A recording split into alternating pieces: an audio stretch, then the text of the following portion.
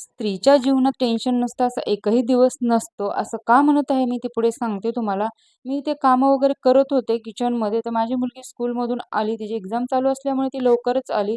आली आणि डायरेक्ट झोपली. बघते तर तिला थंडी, ताप. अचानक म्हटलं असं कसं काय झालं? जाताना तर छान होती. मग मी खूप घाबरले. आहे ती हातातील कामे तिथेच ठेवली. तिला थोडंसं पहिलं खाऊ घातलं आणि म्हटलं, "चल बाळा, पहिलं आपण हॉस्पिटलला जाऊन येऊया. नंतर मॅडम पण जातील. 1 वाजेपर्यंत मॅडम असतात."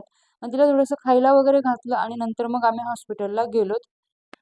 हे जे हॉस्पिटल आहे ना, या हॉस्पिटलमध्ये ना माझी मुलं ना अगदी म्हणजे जन्मल्यापासून इथेच मी आणते, कारण या मॅडमचा लगेच गुण येतो आणि त्या चाइल्ड स्पेशालिस्टच आहेत आणि त्यांचा स्वभाव इतका छान आहे ना, प्रत्येक आईचं टेन्शन तर त्यांच्या बोलण्यानेच अर्धं नाहीसं होत असेल असं मला वाटतं. कारण मला खूप छान अनुभव आहेत आणि त्या खूप छान ट्रीट करतात आणि लगेच गुण येतो त्यांचा. एक ह्या फॅमिली मेंबरसारख्याच आहेत. ह्या आमच्या फॅमिली डॉक्टरच आहेत.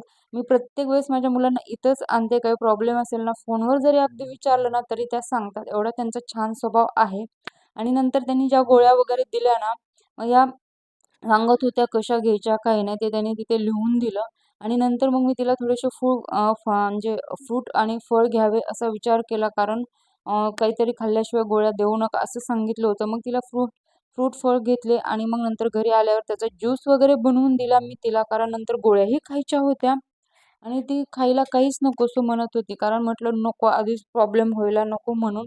तिला थोडंसं जेवण नको म्हटल्यामुळे मग मी तिला ज्यूसच दिलेला आहे. कारण एका आईला किती टेन्शन असतं मुलं आजारी असल्यावर, एक आईच समजू शकते. कारण स्वतः आजारी पडलं तर आपण एवढी काळजी नाही करणार, पण मुलं आजारी असले म्हटलं का आई एक म्हणजे खूप टेन्शनमध्येच असते. मुलं लहान असो किंवा मोठे असो.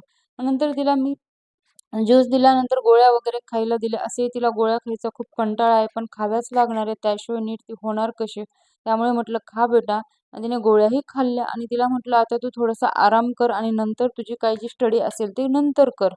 नंतर तिने गोळ्या वगैरे खाल्ल्या आणि नंतर आराम केला. माझा हा व्हिडिओ तुम्हाला कसा वाटला नक्की कमेंट करून सांगा.